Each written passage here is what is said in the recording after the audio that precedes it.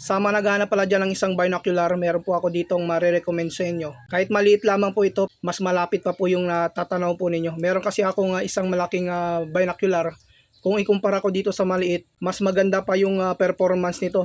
Kung gusto ninyong ikabit sa camera ng phone po ninyo, meron po siyang bracket.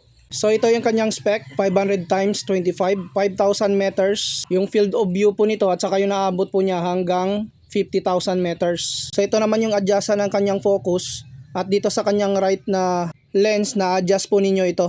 So tara pakita ko sa inyo yung performance nito. So ito yung test ko dito sa binocular. Subukan nating silipin yung baka dun sa dulo. So hindi po yan nakikita sa cellphone, pero pag gamit natin yung ganitong klaseng binocular, talagang kita po yan. So ito yung ating test. Makikita po ninyo, kitang kita po dyan yung baka. So pag walang binocular, talagang hindi po niyo nakikita sa video. Pero pag ginamit na natin yung binocular, talagang malapit lang yung natatanaw po natin dyan. So ayos talaga ito.